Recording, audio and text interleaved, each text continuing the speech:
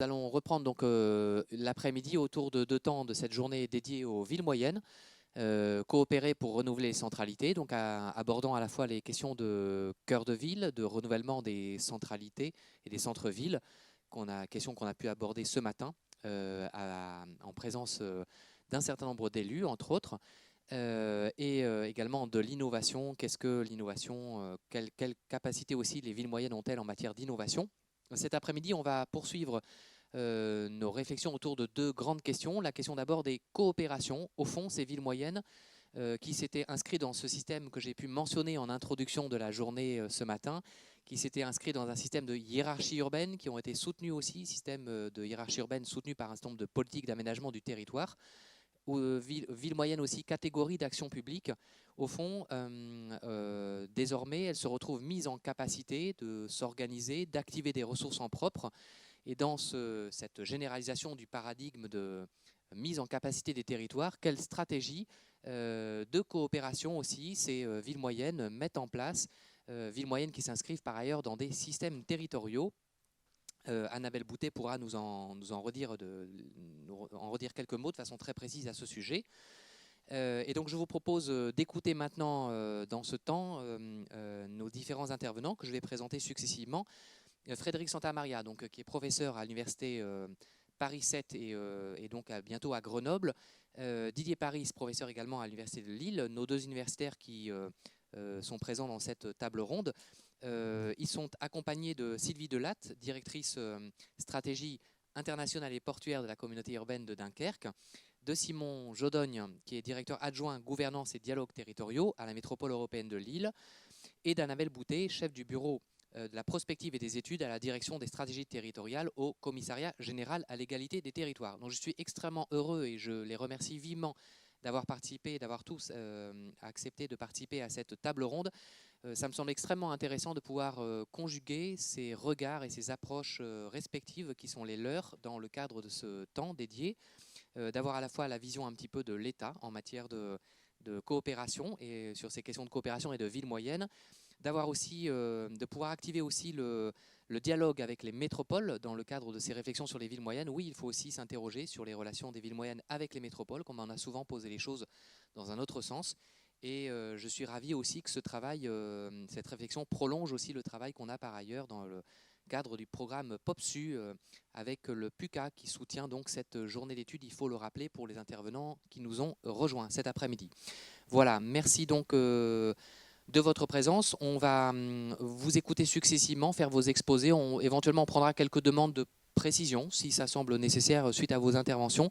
Et on voudrait prendre quand même un temps de débat collectif, comme il y a aussi des expériences internationales qui peuvent être partagées aussi dans la salle. Ça peut être intéressant aussi au regard des questions que vous allez pouvoir soulever. Comme on est dans un système très franco-français aussi, qui était jusque-là très hiérarchisé, de ville moyenne, qu'on puisse aussi avoir des mises en regard éventuellement des questions qui soient posées aussi au regard de cas des autres pays participant à cette plateforme. Voilà, alors la proposition, c'était donc de laisser peut-être la parole en premier à Frédéric Santamaria pour nous donner un peu un cadrage de cette histoire un peu de la ville moyenne et des villes moyennes comme catégorie d'action, outil de politique publique, outil d'aménagement du territoire, puis de laisser peut-être Annabelle Boutet nous présenter aussi la façon dont la vision plus contemporaine, actuelle, hein, de la ville moyenne, hein, dans le cadre du commissariat général à l'égalité des territoires, qui faisait suite d'ailleurs à la DATAR et à la DIACT, et également à la DATAR encore avant. Et on pourra aborder peut-être à partir de là, on pourra entrer en région avec une présentation de Didier Paris sur comment dire, les enjeux politiques actuels et aux différentes échelles hein, des coopérations mais là aussi avec une remise en perspective un petit peu historique dans la région élargie, aussi ce que la région élargie ouvre comme nouveaux enjeux politiques à l'échelle de ce grand territoire.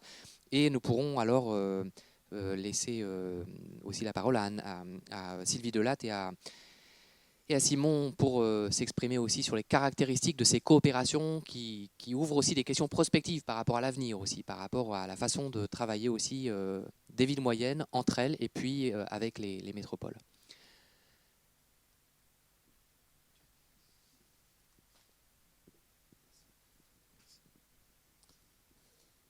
Donc, bonjour à tous. Marc m'a déjà présenté, donc je vais éviter cette présentation. Par ailleurs, mon intervention peut-être s'inscrit un peu dans une sorte de transition avec ce qui a été dit ce matin, dans la mesure où je ne m'intéresse pas directement finalement à la question des coopérations, mais plutôt au fait, et c'est ce que j'essaie de développer là dans ma présentation, au fait que dans le cadre des politiques publiques, en fait, les villes moyennes, historiquement, en fait, depuis du moins la politique des villes moyennes des années 70, ont rarement été considérées finalement, et c'est un peu le paradoxe peut-être, comme des instances d'aménagement, de structuration du territoire national, d'organisation du territoire national. Et donc ça renvoie d'une certaine manière indirectement à la question des coopérations dans des cadres qui ont changé aussi du fait aujourd'hui de la décentralisation en particulier, dans des coopérations qui ne sont pas forcément à l'échelle nationale mais qui peuvent se faire à l'échelle régionale. Donc ce que je propose ici, je ne sais pas si comment ça fonctionne. Hop.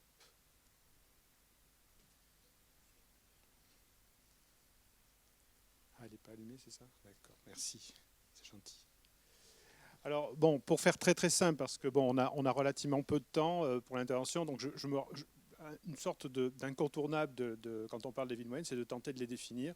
Donc là, je m'en suis sorti en fait par une sorte de pirouette, mais qui n'en est pas seulement une, qui est de reprendre en fait une citation de Roger Brunet pour tenter de qualifier ces villes moyennes comme un objet de recherche.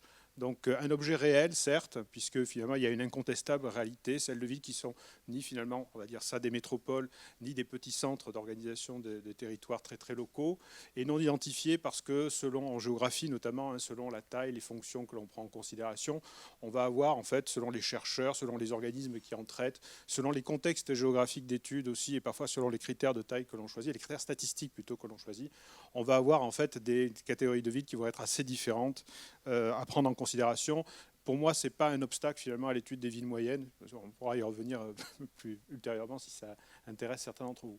Alors là, c'est quelque chose de très à plat. Donc c'est un objet de recherche, hein, les villes moyennes, mais c'est aussi un objet de politique publique. Alors là, j'ai repris de manière très très rapide et très simple en fait des dates un peu clés. Hein. Bon, bien sûr, on fait toujours référence à la politique des villes moyennes de 1973. Alors je dirais en quoi cette politique n'est pas à proprement parler une politique d'aménagement du territoire, aussi étonnant que ça puisse paraître, puisqu'elle a été menée quand même dans cette perspective de l'aménagement du territoire, enfin de la fin en fait de ce fameux âge d'or de l'aménagement du territoire dans les années 60. La politique des réseaux de villes, donc était des politiques pour le coup ici de coopération, hein, une volonté de pouvoir coopérer les villes moyennes entre elles, notamment pour produire par des formes de coopération, hein, aussi à la fois en termes d'ingénierie, mais aussi financière, des équipements, des services, des systèmes de transport même, hein, à destination en fait, des populations qui habitaient ces villes dans une certaine proximité géographique des villes en question. On parlait par exemple ce matin des réseaux de villes de l'ouest de la France. Donc, un des exemples historiques a été Saintes, Poitiers, La Rochelle, etc. Il y en a d'autres, bien sûr, en France. Ensuite, les villes moyennes ont été l'objet aussi de politiques sectorielles assez puissantes, notamment d'un point de vue financier, notamment au début des années 90 avec le plan Université 2000, dont l'objectif était, alors parfois sur le registre d'ailleurs de la coopération entre sites universitaires existants ou créés pour l'occasion, de mettre à disposition en fait des populations locales et des élèves en fait, hein, qui au moins des formations universitaires au premier niveau en fait de formation universitaire, donc jusqu'au DUG ou jusqu'à la licence, et donc avec un investissement important de l'État dans ces villes sur cette période-là, à travers effectivement le développement universitaire sur le territoire national. Et puis on en vient, alors là il semble qu'il y ait une longue période de vide, alors j'y reviendrai. On vient aujourd'hui effectivement, on en a parlé ce matin amplement, hein, sur l'action au cœur de ville, donc de 2018. Je dis ça. Hop. Alors, je fais un détour aussi. Je vais présenter plus en détail la politique de 1973 parce que c'est une sorte de jalon, d'une certaine manière, par rapport. Quand on parle des politiques publiques sur les villes moyennes, on se fait toujours référence à cette politique des années 70 comme étant effectivement la politique consacrée aux villes moyennes. Je mettrai en perspective plus tard, effectivement, la situation telle qu'elle se présente aujourd'hui à travers l'action cœur de ville. Alors, je dis c'est une politique réactive. Alors, pourquoi c'est une politique réactive? Parce que finalement, les villes moyennes ne sont pas du tout dans le viseur de l'aménagement du territoire jusqu'à la fin des années 60, début des années 70. Pourquoi? Parce que c'est un impensé de l'aménagement dans la mesure où le recensement général de la population de 1968 fait apparaître qu'au-delà de l'exode rural, donc qui s'est dirigé donc vers les grandes villes, mais aussi vers certaines métropoles, 30% en fait de l'exode rural a aussi concerné les villes moyennes en particulier. Enfin, la catégorie large à l'époque, qui est entre 20 000 et 200 000 habitants dans l'agglomération. Et donc, c'est quelque chose qui n'était pas du tout prévu. Et donc, ça a posé un certain nombre de problèmes à ces villes, qui avaient des problèmes d'équipement, des problèmes de logement, des problèmes de transport, etc. Et donc, ces villes n'étaient pas au niveau, en fait, d'une certaine manière, pour accueillir ces nouvelles populations, mais ça n'avait pas été anticipé. C'est pas quelque chose, c'est pas un phénomène qui avait été pris en compte initialement. On peut imaginer que quand on parle d'aménagement du territoire, il y a une dimension en anticipation qui est importante. Or là, effectivement, on est dans une politique qui est une politique réactive par rapport à une situation liée à l'exode rural. C'est une politique aussi qui a une dimension très intra-urbaine, c'est-à-dire on ne s'intéresse pas du tout à la relation que ces villes peuvent avoir avec leur territoire, local, régional, national, mais on s'intéresse effectivement en termes d'intervention à ce qui se passe à l'intérieur de ces villes, d'où effectivement le type d'intervention dont j'ai parlé précédemment, plutôt sur les équipements, le logement, etc. Donc c'est une politique qui renvoie à des actions qui sont à l'intérieur de la ville. C'est une politique qui repose aussi sur l'élaboration de projets locaux. On verra qu'il y a un certain nombre de points communs avec la politique actuelle, avec quand même une ingénierie de l'État, puisque le ministère à l'époque, donc c'est le ministère du Logement, je crois, à l'époque, ou le ministère de l'Aménagement, je ne sais plus ça trop en tête, mais en fait c'est l'un ou l'autre, envoie ce qu'on appelle des équipes mobiles, c'est-à-dire des fonctionnaires de l'État qui viennent aider en fait les élus locaux à élaborer en fait des projets locaux liés aux opérations dont je parlais précédemment. C'est aussi la première politique contractuelle. Donc c'est une politique où chacun passe un engagement. Donc les élus locaux, on demande aux élus locaux de signer un contrat avec l'État pour pouvoir disposer d'un certain nombre de financements. Alors j'ai mis ici, c'est une politique opportuniste entre guillemets. Alors elle est opportuniste pour deux raisons. Premièrement, parce qu'elle est réactive. Donc ça, c'est la définition la plus banale de l'opportunisme, on va dire. Mais elle est opportuniste aussi parce qu'elle s'inscrit dans un contexte politique qui est en fait le renouvellement social, notamment de ces villes, par de nouvelles populations qui votent plutôt, on va dire, à gauche. Et donc la crainte qu'il y a à cette époque, c'est que toutes ces villes moyennes, en fait, qui étaient des villes, disons, de centre, je fais volontairement caricatural, qui étaient plutôt des villes de centre droit, en fait, basculent en fait à gauche. Et donc, ce qui n'empêchera pas d'ailleurs la vague rose de 1977 aux élections municipales. Et donc c'est une politique aussi alors qui est vite abandonnée. Alors est-ce qu'elle est vite abandonnée parce qu'elle ne produit pas les effets politiques qu'on entend, ou est-ce qu'elle est vite abandonnée aussi parce que, comme vous le savez, on change aussi véritablement de contexte, à la fois du point de vue de l'aménagement du territoire, mais aussi du point de vue socio-économique, au tournant des années 70-80, avec la crise économique. Je vais absolument revenir vers le...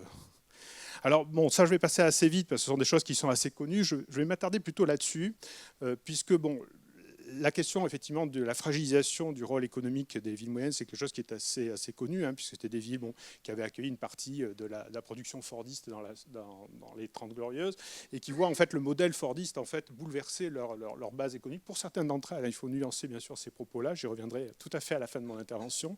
Mais ce qui m'intéresse surtout, c'est ça, c'est-à-dire ce qui relève plutôt en fait de la réflexion autour de l'aménagement du territoire. On a petit à petit en fait une construction. Est-ce que c'est la construction d'un discours, du moins la construction d'une position de l'État très très favorable aux métropoles à partir du rapport Guichard de 1986, qui est un rapport qui est demandé par le Premier ministre de l'époque, donc Jacques Chirac, pour renouveler l'action de l'aménagement du territoire en France. Et le rapport Guichard comporte un élément très important qui est la valorisation, certains jugeront excessive, du rôle des grandes villes dans l'aménagement du territoire, avec l'idée que les grandes villes françaises ne sont pas au calibre européen, voire au calibre international, et qu'il faut de ce point de vue-là des politiques de l'État leur permettant en fait de se promouvoir sur la scène internationale avec les financements qui vont avec.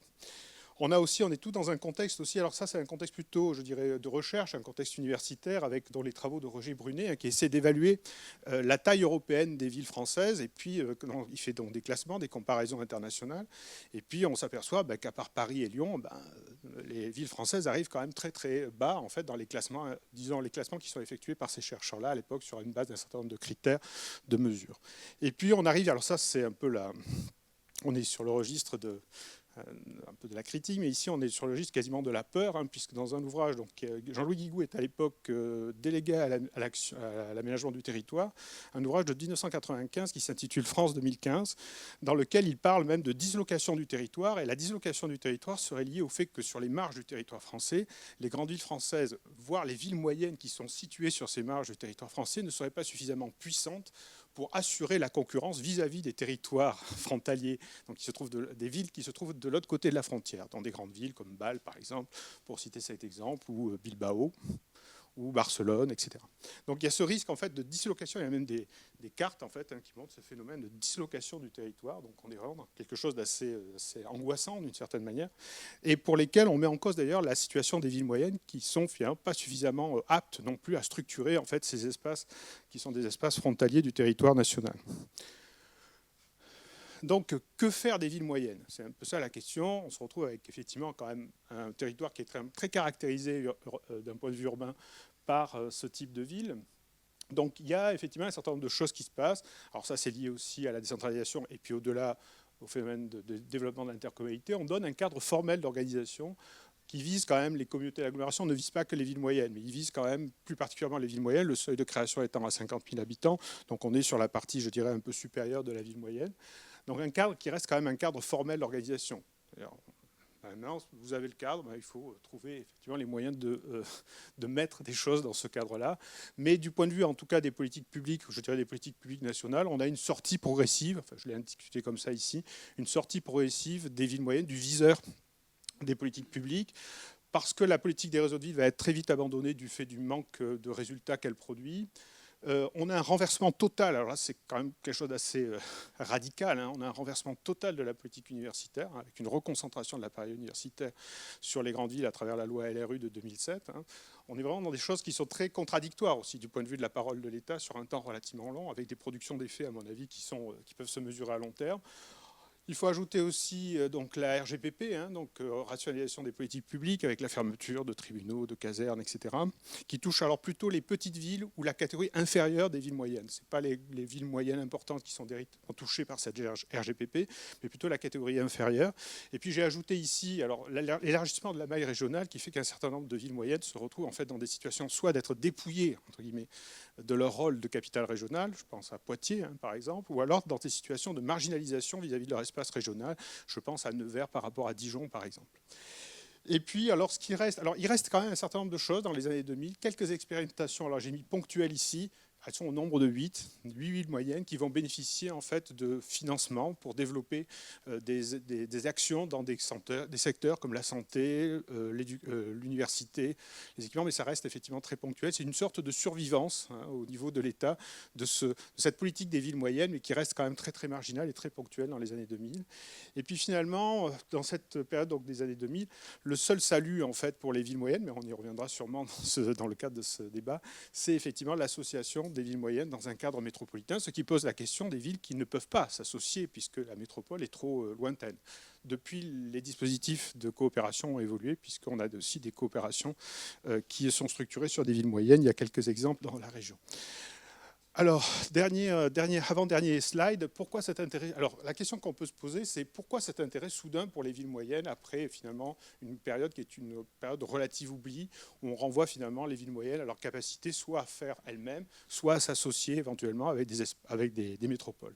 Alors, d'abord, on peut dire de manière très, très objective que certaines d'entre elles ont des réelles difficultés. Donc ça, on s'intéresse à elles parce qu'elles ont des difficultés. Ça paraît une certaine évidence. Elles ne sont pas toutes dans cette situation-là. Il faudrait pouvoir nuancer ici le propos. Et en même temps, c'est pour ça que j'ai indiqué ça, c'est un constat qui n'échappe pas complètement à la caricature. C'est-à-dire, comme je le disais, toutes les villes moyennes ne sont pas dans des situations de difficultés socio-démographiques et économiques. Et bon, ça c'est une analyse que je vous propose, elle vaut ce qu'elle vaut. Pour moi, en fait, c'est parce que finalement, les villes moyennes sont des outils faciles, en fait, et historiquement, c'est le cas. Michel, donc, qui est un géographe des années 70, parlait de villes moyennes, villes moyens.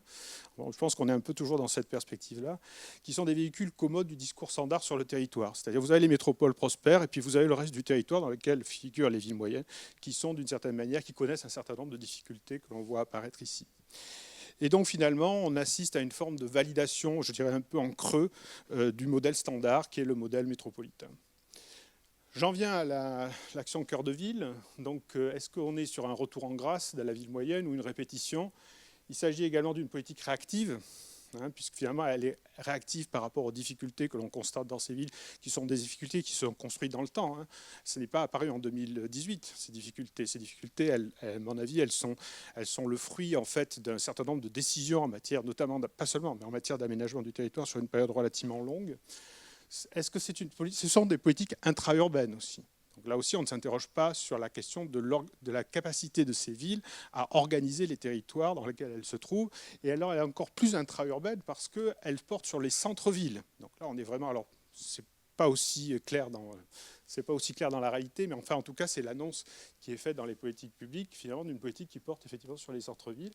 Est-ce que c'est une politique opportuniste?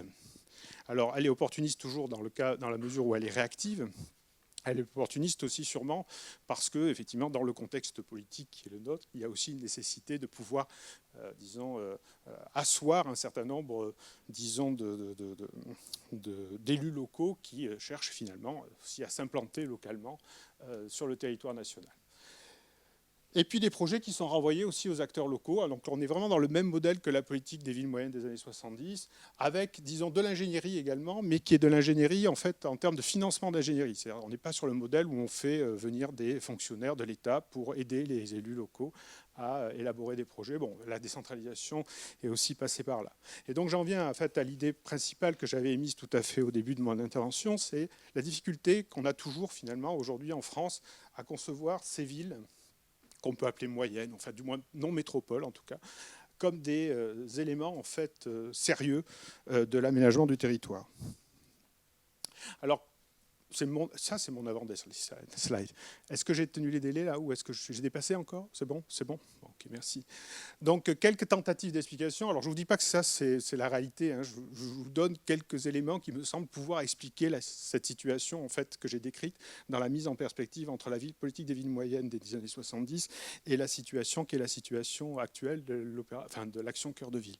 Donc, d'abord, on a un héritage en France, avec, me semble-t-il en tout cas, où on regarde le territoire de manière extrêmement hiérarchique. Et la hiérarchie est une hiérarchie très écrasée, c'est-à-dire que, grosso modo, les grandes villes sont assimilés quasiment au modèle parisien. Et puis il y a tout le reste. Et cette hiérarchie, elle n'est pas seulement, disons, technocratique par la mesure ou par les politiques qui sont mises en œuvre. Hein. Si on reprend effectivement l'historique, notamment des politiques d'aménagement, elle suit en fait la hiérarchie urbaine. Hein. Elle est aussi symbolique. Hein. Alors je vous mettrai juste à la fin une petite allusion justement aux villes moyennes comme des villes incarnant finalement la vie en province. Hein. Donc ça en dit long aussi sur la manière dont on regarde l'urbain en France, dans une dichotomie très forte entre Paris et la province, pour dire les choses très très vite et très rapidement, et comment on les regarde souvent aussi sur une dichotomie assez fausse entre l'urbain et le rural. Étant entendu que l'urbain ici était souvent assimilé en fait aux métropoles, en fait aux grandes villes, voire à Paris, et le rural, ça serait tout le reste. Et donc dans le rural, on mettrait, alors peut-être que pour les villes moyennes, il faudrait un peu nuancer le propos, mais il est clair que pour les petits centres du milieu rural, il est clair qu'ils sont souvent assimilés dans les politiques publiques d'aménagement, des politiques de développement et d'aménagement au milieu rural. C'est-à-dire qu'on noie en fait ces centres urbains qui sont les centres urbains du milieu rural, hein, les petites villes en fait, dans les politiques en fait destinées au milieu rural, alors que ce sont des espaces urbains. Donc, l'avantage aussi des villes moyennes de ce point de vue-là, aujourd'hui, comme ça a été le cas d'ailleurs dans les années 70, c'était de... Alors, on ne parlait pas de fracture territoriale à l'époque, hein, mais aujourd'hui c'est le terme qui est employé, c'est à la fois de mettre en scène la fracture territoriale, il y a les métropoles et puis il y a le reste, et en même temps, on se donnait la possibilité de répondre aux difficultés que rencontrent ces villes, à travers l'action cœur de ville, dire qu'on fait quelque chose. Et finalement, ça renvoie finalement à un discours qui est assez consensuel sur cette dichotomie entre les territoires qui réussissent, les territoires des métropoles, et puis les territoires finalement qui sont plus dans des situations de difficulté, qui peut être considéré finalement comme une des formes d'expression d'un discours hégémonique qui doit quand même prévoir les exceptions à son modèle pour pouvoir se développer dans le temps. En arrière-plan à tout ça, donc qui est un peu polémique, j'en ai bien conscience, en arrière-plan à tout ça, il y a aussi des choses quand même qu'aujourd'hui qu'on voit apparaître, notamment dans les recherches, c'est finalement ce qu'on a cru être les effets positifs de la métropolisation, c'est pour ça que j'indique les effets rêvés de la métropolisation, c'était l'idée que les métropoles allaient diffuser en fait leur développement aux espaces périphériques. Or, un certain nombre d'études récentes montrent qu'il n'en est rien. On est plutôt sur des logiques de concentration. Donc ça, c'est une étude qui a été réalisée par un laboratoire d'économistes de Nanterre, qui est très récente, hein, qui date de quelques mois, et qui montre effectivement, qui a travaillé sur la France entière, et qui montre en fait que les effets de diffusion, notamment en termes de développement économique, en termes d'emploi, des métropoles vers leur espace périphérique, sont tout à fait incertains. Et puis, ça, Guy en a parlé ce matin, c'est aussi en fait tous les écrits et tous les travaux donc, de Bouba-Oga et Grossetti sur l'idée que finalement les métropoles ne seraient pas aussi performantes qu'on aurait bien voulu le croire pendant quelques temps. notamment eu égard à leur taille d'ailleurs, leur taille relative. Donc dernière slide, après j'ai terminé. Donc avant de conclure, il me semble qu'il y a quelque chose d'important à rappeler, mais ça vous le savez sûrement, c'est que les villes moyennes, ça reste, selon les critères, j'ai mis des fourchettes parce que en fait, ça dépend des critères de taille que l'on choisit pour les qualifier.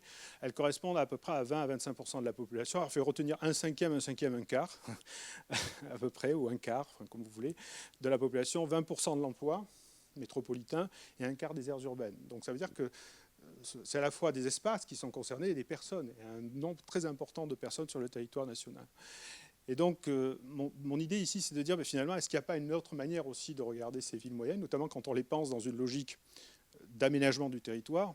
C'est vrai que cette notion est un peu datée par certains côtés, mais je pense qu'elle a aussi une partie, en tout cas, toujours d'actualité. Après, c'est une question d'échelle du territoire aussi auquel on fait référence.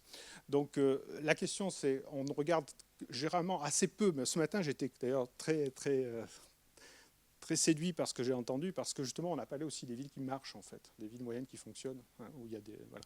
Donc, quid des villes moyennes prospères, quid des villes moyennes aussi en redéfinition, c'est-à-dire des villes moyennes qui avaient, par exemple, un passé économique qui a été, pendant un temps, en tout cas, une difficulté, et puis, du fait, alors, il y a tu as le cité aussi, hein, Guy Jocelyn Talec, hein, qui a travaillé justement sur les systèmes d'acteurs, en fait, qui permettent de redéfinir, en fait, des activités économiques sur des territoires de villes moyennes. La question aussi des relations extraterritoriales, alors ça c'est un biais géographique, c'est-à-dire qu'on s'intéresse toujours en fait au territoire et au rapport avec au territoire de proximité. Mais par exemple, les entreprises ne fonctionnent pas du tout sur ce modèle-là. Elles ont des relations qui sont en dehors du territoire. Or, ça, on ne le mesure jamais.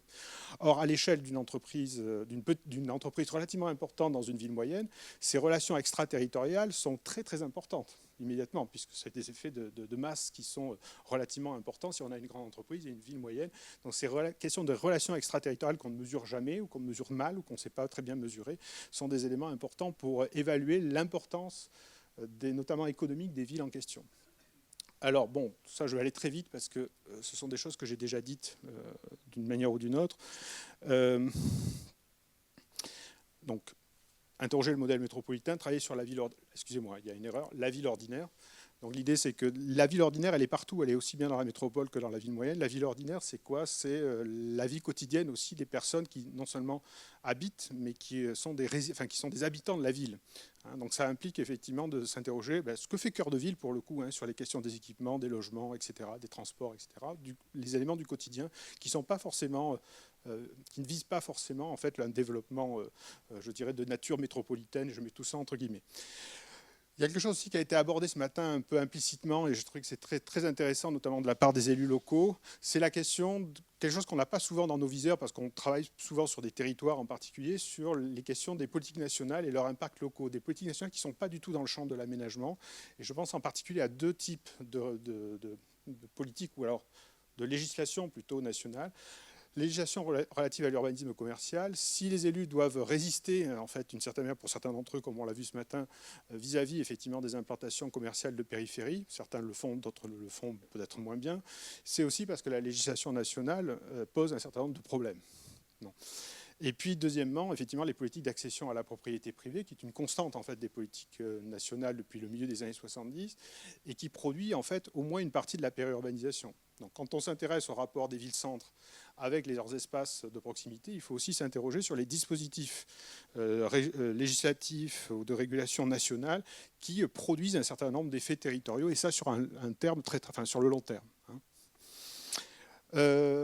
Donc ça aussi c'est un appel en fait finalement, et ça on l'a vu aussi ce matin, à l'étude plutôt de la singularité de chacune de ces villes, même s'il y a des éléments de catégorisation qui sont intéressants parce qu'elles partagent un certain nombre de points communs.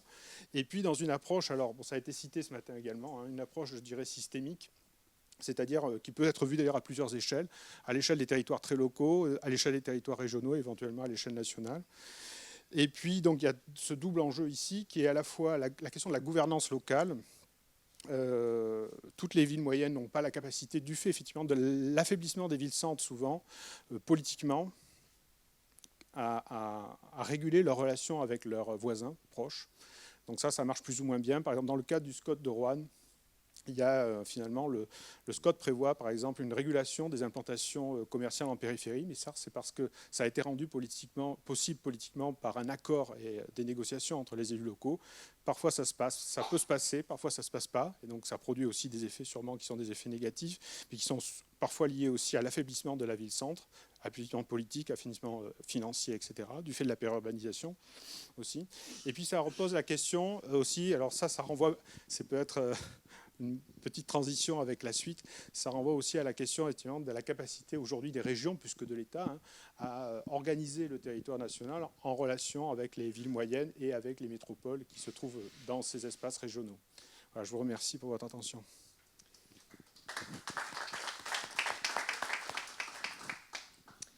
Merci Frédéric, on vous cède la parole à Abel.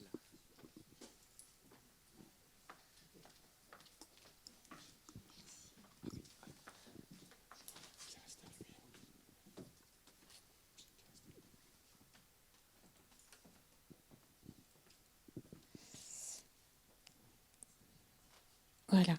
Alors, les travaux que je vais vous présenter, ils datent de 2016.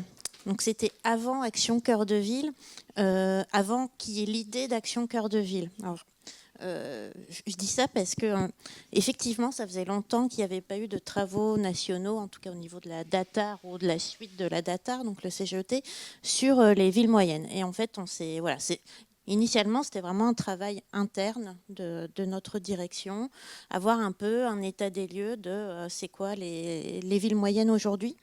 Et c'était un moment où il y avait déjà beaucoup de travaux sur les villes moyennes. Enfin, déjà, les villes moyennes étaient beaucoup dans les médias, la crise des villes moyennes. Il y a les travaux du CGEDD sur la dévitalisation commerciale. Donc, il y avait beaucoup de choses sur les villes moyennes. Et on voulait faire un état des lieux. Donc 2016. Et vous n'êtes pas sans savoir qu'en 2017, nous avons changé de président et donc de gouvernement. Et c'est là qu'il y a eu Action Cœur de Ville. Ça a été, Action Cœur de Ville, on l'a élaboré de août 2017 à décembre 2017. Donc nos travaux, forcément, on les a versés à Action Cœur de Ville. Si vous avez des questions sur le contenu d'Action Cœur de Ville, je pourrais vous répondre puisque j'étais dans le groupe d'élaboration. Mais en fait, initialement, il n'était pas fait pour Action Cœur de Ville. Je dis ça parce que vous allez voir le travail en fait qui a été fait pour montrer la diversité des trajectoires des villes moyennes. Ça peut vous paraître un peu orthogonale avec effectivement les objectifs d'Action Cœur de Ville qui sont très centrés sur la revitalisation des centres. Voilà, une petite introduction. Alors, comme tous les travaux, on vient d'en parler, il fallait bien poser une définition, sachant qu'une définition à une échelle nationale, c'est toujours extrêmement critiquable, mais il fallait bien partir de quelque chose. Alors, nous, on a choisi comme le bon nombre de définitions, de croiser population et fonction. Pour ça, on a choisi les unités urbaines, donc pas les communes, pas les aires urbaines, les unités urbaines.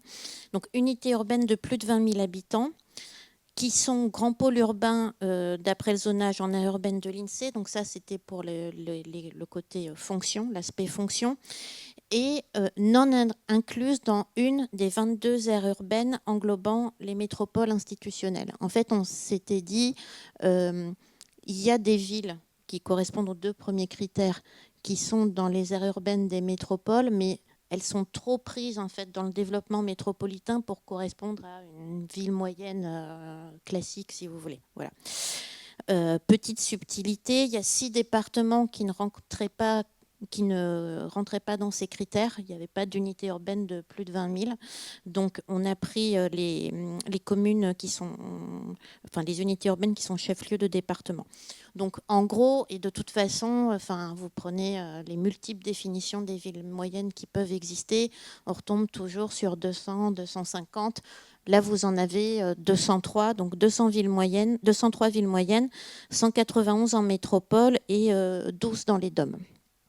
sachant qu'on a ajusté les critères pour les Outre-mer aussi.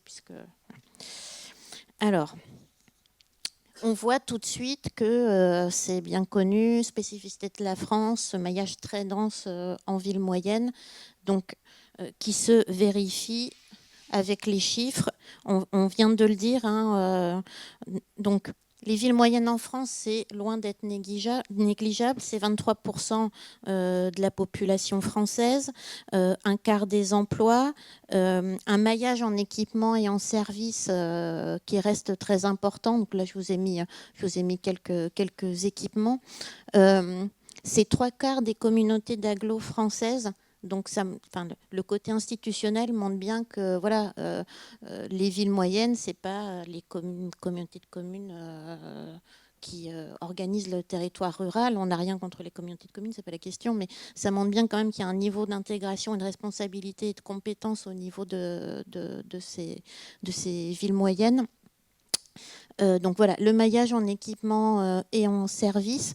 Et puis, quand même, malgré tout, quand on regarde le maillage ferroviaire et aéroportuaire, alors je dis malgré tout parce que ça n'est qu'un maillage, donc c'est l'offre, ça n'assure pas la qualité du service, mais quand même des villes qui sont au carrefour des modes, enfin des offres de transport. Et là aussi, on a un maillage en point de ville moyenne, mais aussi en termes d'axes routiers, ferroviaires et aéroportuaires. Donc, je passe rapidement là-dessus. Un petit point quand même sur les emplois, un quart des emplois. On a 88% des villes moyennes où le nombre d'emplois est supérieur au nombre d'actifs qui y résident et ont un emploi. Donc, les villes moyennes, elles ont plus une fonction de pôle d'emploi qu'une fonction résidentielle.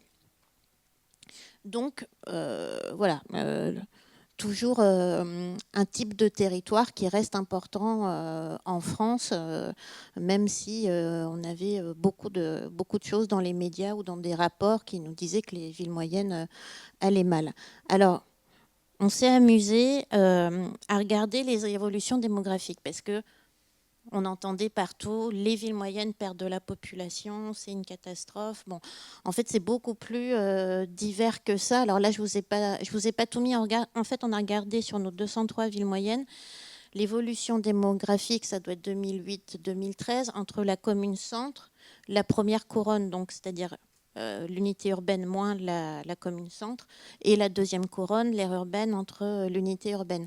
Vous voyez qu'il y a une variété de situations. Alors bien sûr, hein, on a les communes-centres en baisse, aire urbaine en baisse, hein, c'est important, mais commune-centre en baisse, aire urbaine en hausse, donc on va dire classiquement un peu le départ de la population de la commune-centre vers la périphérie, mais vous voyez là, commune-centre en hausse, aire urbaine en baisse, donc quand même 35% de nos villes moyennes. Donc toutes les villes moyennes ne perdent pas de la population. Enfin, voilà. Et vous voyez, en fait, il y a toutes les, on va dire, toutes les possibilités, toutes les variantes, en fait, dans les évolutions démographiques. Alors, en revanche, c'est vrai que quand on regarde des statistiques à plat, on voit quand même qu'il y a un groupe de villes moyennes, et on retombe toujours à peu près sur les mêmes, qui montrent des signes de fragilisation socio-économique. Et je vous ai dit, nos statistiques étaient à l'unité urbaine, et en fait, la fragilisation, elle est vraiment dans les communes-centres, c'est pas sur l'ensemble de l'unité urbaine. Alors, un premier point dont on parle peu, et alors nous au CGET c'est une partie de notre activité, hein, la politique de la ville, mais donc depuis la loi Lamy de 2014, les quartiers prioritaires de la politique de la ville, ils sont définis uniquement sur un critère de pauvreté de population. Et ben en fait, on a 180 des 203 villes moyennes, donc 88% de nos villes moyennes qui comptent un ou plusieurs quartiers prioritaires. Et en fait, les villes moyennes, elles regroupent un tiers des quartiers prioritaires de l'ensemble de la France. Donc, on a toujours l'impression que les quartiers prioritaires, c'est les métropoles ou les grandes villes. Ben non, il y en a un tiers dans les villes moyennes. Et voilà, c'est vraiment un signe de fragilité, si je puis dire, puisqu'ils sont uniquement basés sur les critères de pauvreté de la population. Donc, c'est des signes de concentration de pauvreté. On a même une dizaine de nos villes moyennes où il y a plus d'un quart de la population qui vit en quartier prioritaire. C'est quand même énorme. Alors malheureusement, on a des villes des Outre-mer, mais pas que. On a Beauvais, on a Béziers, on a Abbeville, on a Lisieux, par exemple, dans cette situation-là. Alors, pareil, je ne vais pas passer sur tout, mais par exemple, sur le part importante des retraités, on a donc la part des retraités dans les villes moyennes est plus élevée que sur la moyenne française. Là aussi, en fait, on a 3/4 des villes moyennes en fait, où la part des retraités est supérieure à la moyenne nationale. On tombe souvent, bon, ça c'est pas très étonnant, sur les villes moyennes littorales, Saint-Malo, les Sables-d'Olonne, Dinan, mais on a aussi toute la partie centrale de la France, Châtellerault, Vendôme, Vierzon. Alors un autre indicateur que je trouve toujours intéressant, c'est les jeunes non insérés. Donc les jeunes non insérés, c'est les jeunes qui ne sont ni en établissement secondaire ou supérieur, ni en emploi. Donc vous voyez déjà, la moyenne des villes moyennes est plus élevée que la moyenne française. En fait, dans 30 villes moyennes, il y a plus d'un quart des jeunes qui est non inséré. C'est énorme. Là aussi, on retombe sur les villes d'outre-mer, mais pas mal de villes Grand Est ou Hauts-de-France, Abbeville, Boulogne, Calais, Cambrai, etc., etc. Quelques villes en Normandie et quelques villes en Occitanie aussi. Alors le taux de chômage, vous voyez, le taux de chômage est plus élevé dans les villes moyennes. Alors je vais le prendre un peu en inverse et sur les villes qui vont moins.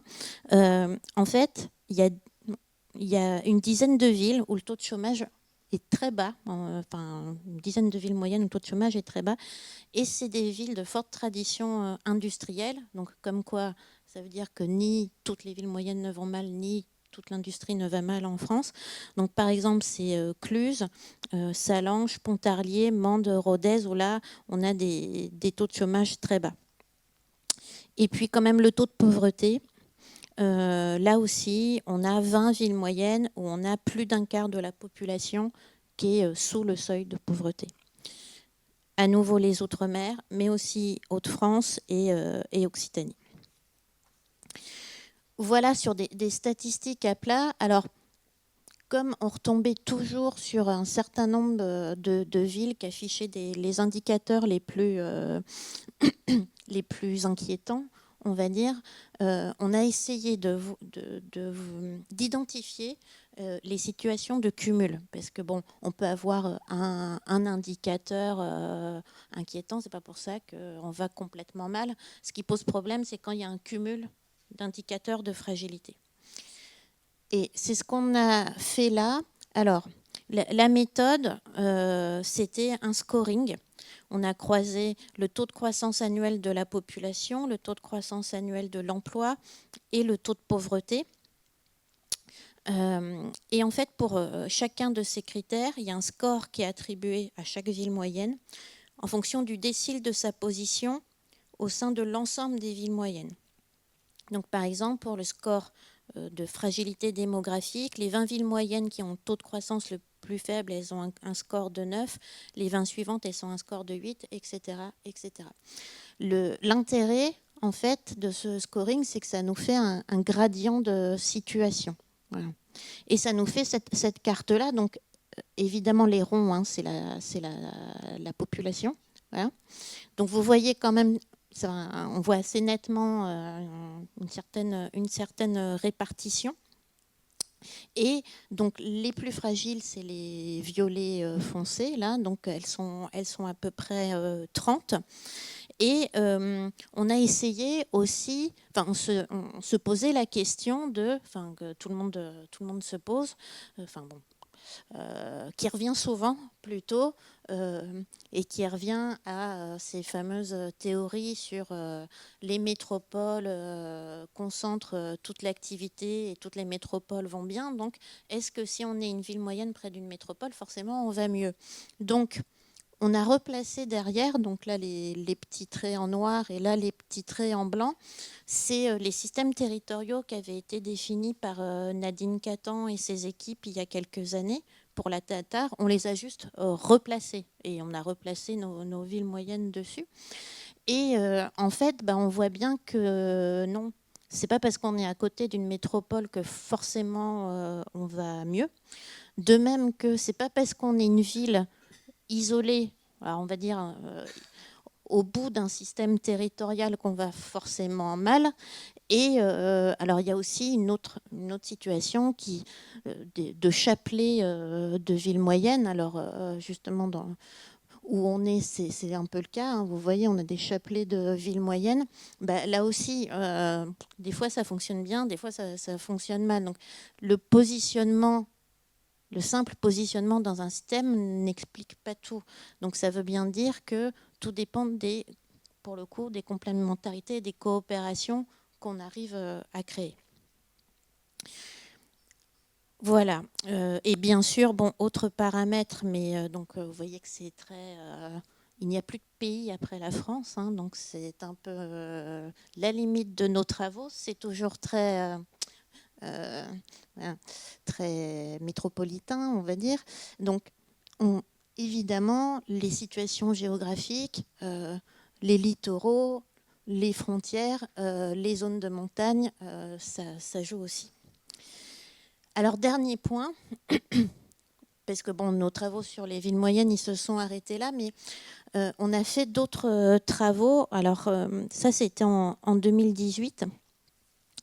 Où il y a eu la conférence nationale des territoires. Donc, le président de la République avait mis en place des conférences nationales des territoires avec les différentes associations d'élus. Et on nous a demandé en fait de poser un premier document qui était une lecture de la France et de ses dynamiques qui serait partagée avec les assos d'élus. Donc, c'est ce qu'on a fait. Juste pour vous dire que, là, on a croisé une quarantaine d'indicateurs. Le but étant que ce qu'on a mesuré en 2018, on le remesure en fin de mandat et on verra si les écarts se seront creusés ou pas et donc si la cohésion se sera renforcée ou pas. Et en fait, quel que soit l'indicateur qu'on reprenait, donc là c'est l'évolution de la population, là ça doit être l'emploi, là le PIB, puis je vous ai remis la carte des villes moyennes, on retombait tout le temps sur des 4 grands espaces qui se dessinaient. Donc en fait, ce qu'on avait vu sur les villes moyennes, on le retrouve avec tout un tas d'indicateurs. Et donc 4 espaces qui fonctionnent complètement différemment. Alors, pour commencer, le plus simple, on va dire, c'est Île-de-France, Outre-mer. Donc, Outre-mer qu'on met ensemble, mais qui n'ont rien à voir les uns avec les autres, mais que malgré tout ont des indicateurs, là aussi, de fragilité socio-économique bien plus élevés que le territoire métropolitain. Mais des grosses différences sur les évolutions démographiques. L'Île-de-France, qui, tout le monde le sait, hein, a son propre fonctionnement, on va dire. Quelques chiffres, l'Île-de-France, c'est 22% des emplois, 19% de la population, 31% du PIB national et un solde migratoire négatif depuis plus de 20 ans. Donc c'est quand même un fonctionnement très curieux. Et puis on a les deux autres. Alors pour faire simple, ici, ça va plutôt mieux que ici. C'est-à-dire que là, même si on a, notamment en termes d'emploi et de démographie, la croissance s'est ralentie. C'est sur 2008-2018. Hein, c'était pour voir s'il y a eu un effet de la crise. Mais là, ça va quand même mieux. Et puis, ici, on est beaucoup plus fragile.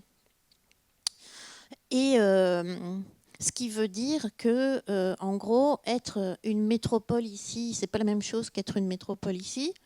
Enfin, hein, et idem, être une ville moyenne ici, c'est pas la même chose que d'être une ville moyenne ici.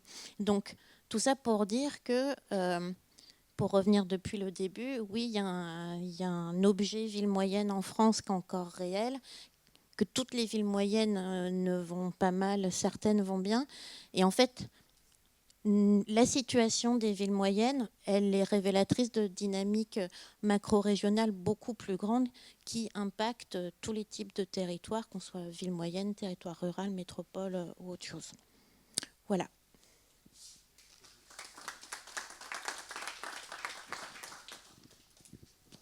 Peut-être le temps que Didier Paris on installe ta présentation, j'aurais une toute petite question de précision. Est-ce que le CGET mène toujours des ateliers de prospective, notamment avec les villes moyennes?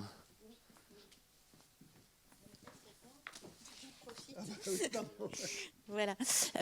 Oui, tout à fait. En fait, on a relancé l'activité prospective au CGET. Donc, vous devez tous avoir mémoire des derniers exercices de prospective de la DATAR Territoire 2040, qui reste très riche, mais dont la limite était que il restait, on va dire, un peu trop entre sachants et experts nationaux et qui n'ont pas été vraiment appropriés par les territoires.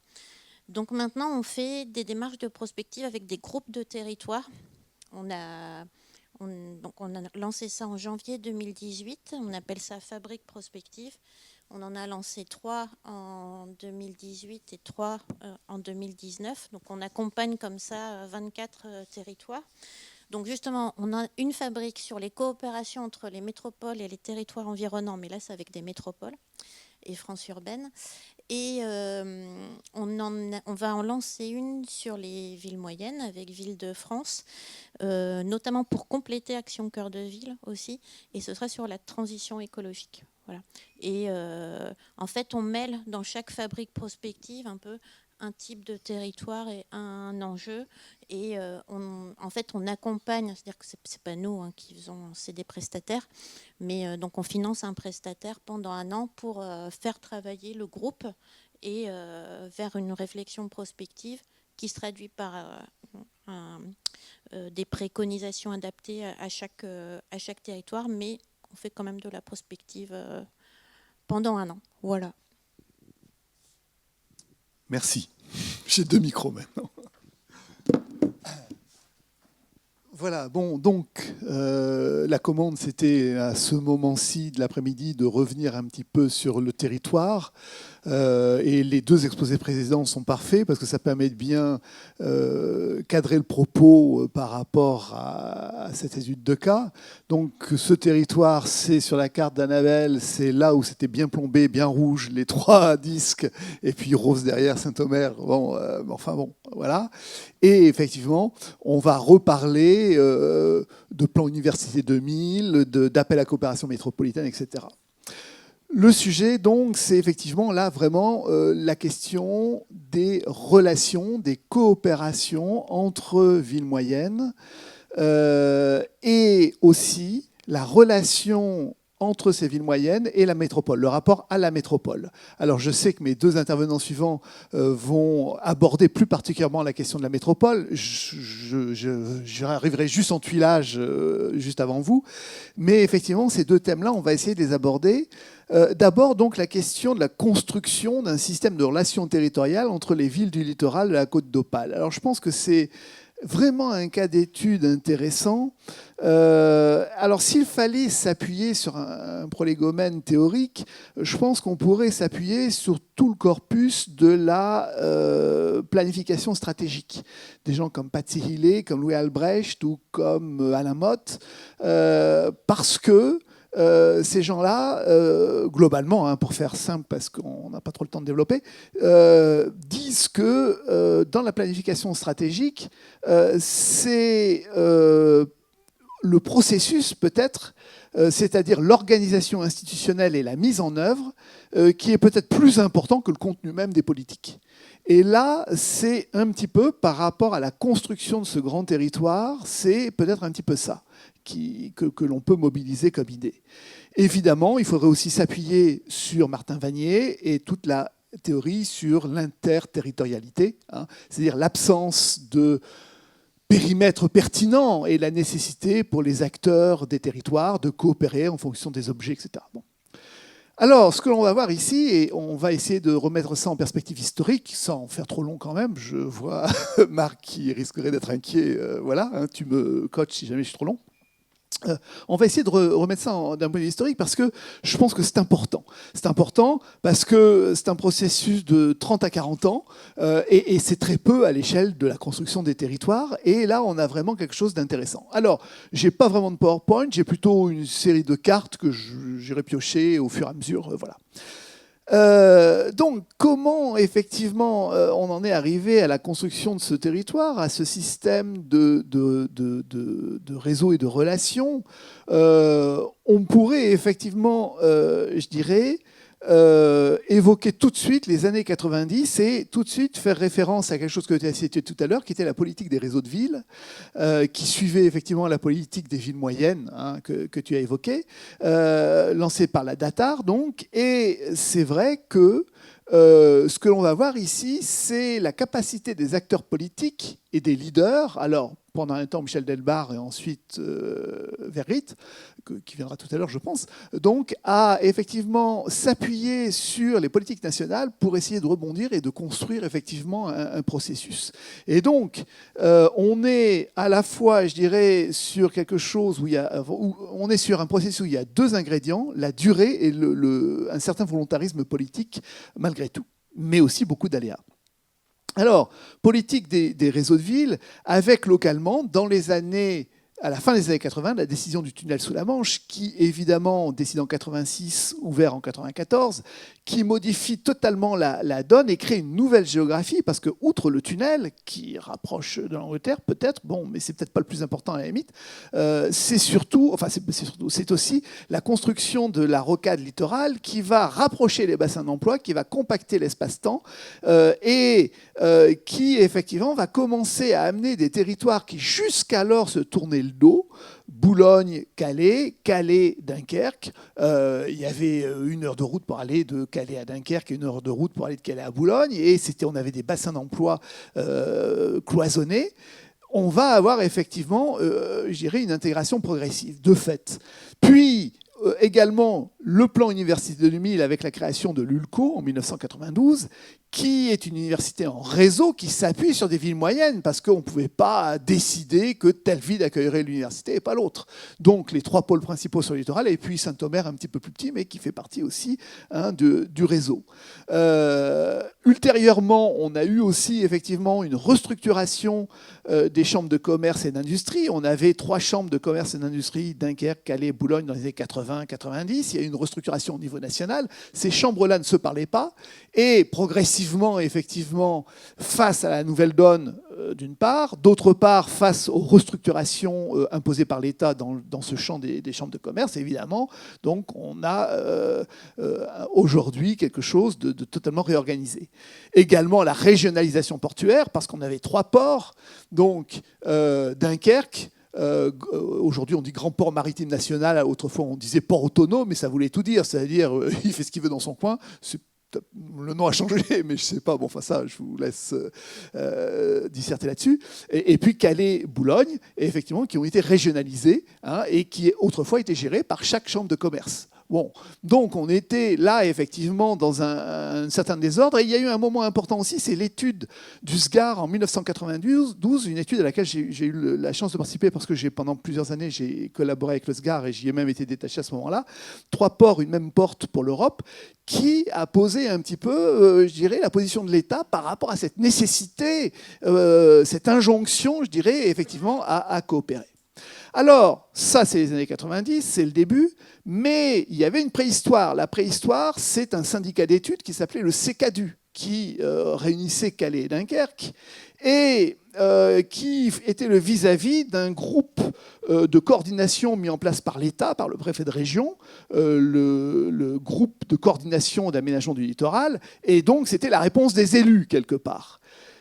Et sur cette base-là, après donc, les événements que j'ai explicités, donc le tunnel, etc., on va avoir effectivement un élargissement du CKDU à l'initiative du maire de Dunkerque de l'époque, Michel Delbar, élargissement du CKDU au Boulonnais, sous le nom de syndicat mixte du littoral, puis ensuite, effectivement, avec l'arrivée successive de Saint-Omer, Berck, etc., SMCO, syndicat mixte de la Côte d'Opale, se saisissant du vocable Côte d'Opale, qui historiquement est lié au Touquet, à ce secteur-là du littoral. Et le Touquet va rentrer ensuite, en 98, dans ce syndicat, et ça va effectivement valider, je dirais, cette appellation qui, effectivement, est un petit peu marketing quelque part, hein, mais intéressante, très intéressante, hein, bien évidemment, pour le territoire. C'est vraiment l'image de marque. Alors, donc, on voit effectivement l'opportunité de construire quelque chose autour de la notion de réseau de ville avec l'appui de l'État qui accompagne cette construction, je dirais, du SMCO. Et le SMCO va tout de suite profiter d'un objet qui se présente à lui, la GIZC, la gestion intégrée des zones côtières, qui est une nouvelle politique européenne qui est impulsée à partir de la fin des années 90. Et il va y avoir 3 territoires, donc c'est une politique européenne. La France va proposer 3 territoires pilotes pour la France, la rade de Brest, Arcachon et ici, la Côte d'Opale. Et c'est vrai que ça va être un élément important, je dirais, de construction territoriale à travers effectivement des sujets, développement touristique, protection des érosion, lutte contre l'érosion, etc. Voilà. Et donc, on a, si vous voulez, là encore, après les réseaux de ville, on se saisit de l'objet GIZC qui arrive comme ça. Bon. 2004, on en a parlé tout à l'heure rapidement, c'est l'appel à coopération métropolitaine. Eh bien, le processus se poursuit. C'est-à-dire que l'opportunité est trop belle, il faut essayer de faire une réponse. Alors, du coup, attendez, là j'oublie que j'ai des cartes. Voilà, justement, l'appel à coopération métropolitaine. Donc ça, c'est les réponses nationales. Et ici, dans la région, on a 2 réponses qui vont être faites. Une autour de la métropole lilloise, l'aire métropolitaine de Lille, l'AML, et effectivement le littoral. Alors, ce qui est intéressant, c'est que on aurait pu s'attendre, le concept c'était une métropole et la coopération avec les villes moyennes autour. On aurait pu s'attendre à une réponse unique de ce concept d'aire, de région urbaine, hein, que la DATAR, que l'OREAM, POPOM, dès les années 70, avait déjà mis en avant. Hein. On a une réalité d'une région urbaine à l'échelle de l'ancien Nord-Pas-de-Calais. Bon, mais la réalité politique est toujours la plus forte, bien évidemment. Et entre Delbar d'un côté et Pierre Mauroy de l'autre côté, on va avoir une espèce de Yalta, puisque dans un premier temps, d'ailleurs, le dossier avait été... Alors, les littoraux répondent très vite. Il y a eu 2 vagues. Ils répondent avant Lille, mais le dossier est refusé. Mais au niveau régional, il va y avoir vraiment une validation du projet, de double réponse, avec l'aire métropolitaine d'un côté, où il n'y aura jamais de portage politique pour faire vite et où ça s'est effondré aux dernières élections en 2014. Hein, voilà. Et par contre, effectivement, ici, la réponse du littoral qui vient poursuivre effectivement le travail déjà entrepris avec le SMCO. Et cette réponse, elle va aussi avoir un volet transfrontalier, puisque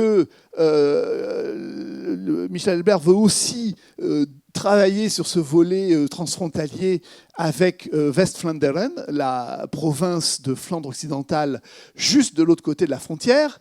Et c'est vrai que c'est le SMCO qui est un peu l'interlocuteur, mais la réalité, c'est qu'à Boulogne et à Calais, bon, le Kent serait plus opportun, mais les Anglais, la coopération, bon, on l'a vu, hein, donc c'est pas terrible. Et donc c'est surtout Dunkerque qui est vraiment intéressé par cette coopération avec West-Flanderen. Et déjà au stand, parce qu'on a voulu aller chercher au stand, objectivement, bon, hein, ça, à la limite, au stand était plutôt tourné vers Lille, à la limite. Et donc, là, il y a une course à l'échalote entre Lille et le littoral. Qui aura le premier GECT d'Europe? Bon, Lille sera bouclé en premier. Et le deuxième GECT d'Europe, c'est effectivement donc le littoral. C'est quand même pas mal pour la région des Hauts-de-France, Nord-Pas-de-Calais à l'époque. Donc, vous voyez, à chaque fois, on profite des opportunités politiques pour essayer de construire. Étape suivante, la loi de 2010, sous Sarkozy, qui instaure les pôles métropolitains et les métropoles. Ce n'est pas la MAPTAM qui introduit les métropoles, c'est bien la loi Sarkozy. Il n'y aura qu'une seule qui choisira ce statut, c'est Nice. Hein. Mais bien sûr, donc 2014, revu par la MAPTAM et réarrangé notamment pour les pôles métropolitains qui nous concernent ici, je dirais sur la nature des syndicats mixtes, ouverts, fermés. Enfin bon, il y a des petites choses qui ont été revues, on va passer si vous voulez.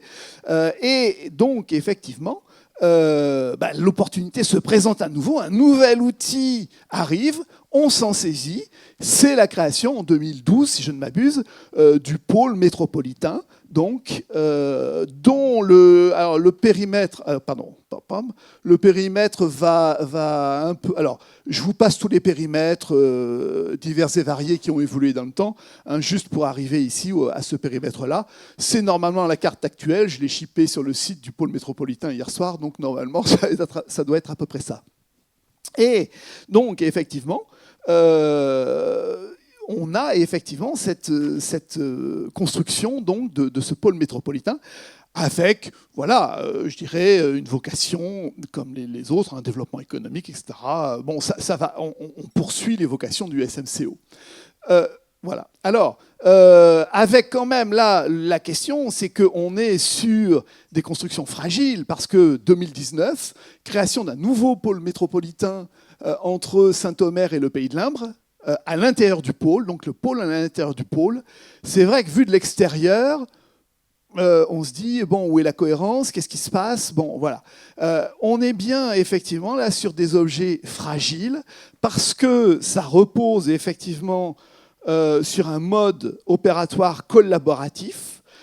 Ça repose sur la bonne volonté politique et ça pose la question des moyens qui sont mis à cette échelle-là, des moyens d'ingénierie, alors que les élus sont comptables de leur territoire d'implantation.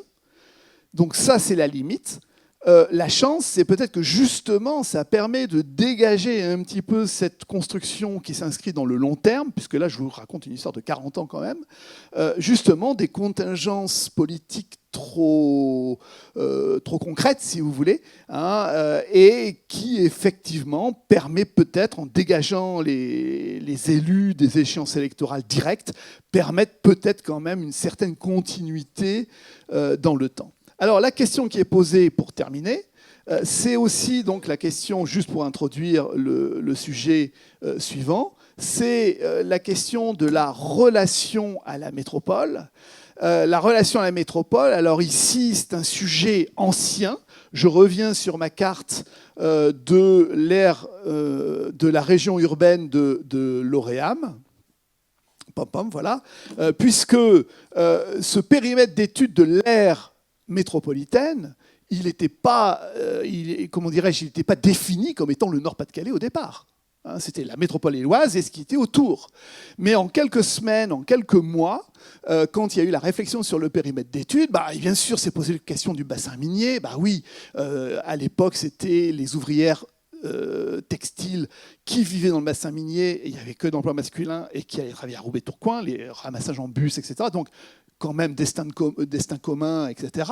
Et puis, c'était Usinor à Dunkerque, Grande-Sainte, etc. C'était faire de Dunkerque le port de Lille, le canal à grand gabarit, dont De Gaulle a dit « je ne viendrai pas l'inaugurer parce que ça ne servira à rien ». Bon, il n'a pas eu totalement tort, puisqu'effectivement, ça n'a pas empêché la disparition de la sidérurgie dans le Valenciennois, puisque c'était l'objet. Aujourd'hui, évidemment, avec le canal Seine-Nord, ça repose un peu la question. Hein, on n'a pas le temps de développer ça. Mais en tout cas, si vous voulez, cette question de la relation du littoral, et qui en plus est un littoral balnéaire ici, à la métropole et à l'ère métropolitaine, effectivement, est un sujet ancien. Qui a peu progressé pendant de longues années, entre autres à cause de difficultés de relations personnelles et politiques entre les acteurs, on va dire, hein, pour féminiser un peu. Mais c'est vrai que du coup, et là je vais m'arrêter là, puisque on complétera après dans les débats si vous voulez, puisque ça va être le sujet. Voilà, en novembre 2018, donc, une convention a été signée entre le président de la CUD et le président de la MEL pour essayer de développer des relations, une construction. Et c'est vrai que quand on y pense, la métropole a besoin d'une façade maritime, et la façade maritimo-balnéaire de cette région ne peut pas se détourner d'un marché de 2 millions d'habitants, 1 million pour la métropole, 2 millions pour la métropolitaine, qui s'ajoute aux Bruxellois et aux Belges qui viennent aussi fréquenter ce littoral. Et sans parler des Anglais, bon là, on va voir. Mais si vous voulez, c'est vrai qu'il peut y avoir là quelque chose de gagnant-gagnant. On voit bien aujourd'hui, on l'a vu tout à l'heure, que tous les territoires littoraux sont quand même les territoires qui apparaissent aujourd'hui les plus dynamiques. C'est en partie, pas seulement, hein, il y a des effets structurels, mais aussi c'est peut-être un petit peu aussi une question d'image et de voilà. Et donc c'est vrai que ma foi, il y a sans doute là une carte à jouer. Voilà.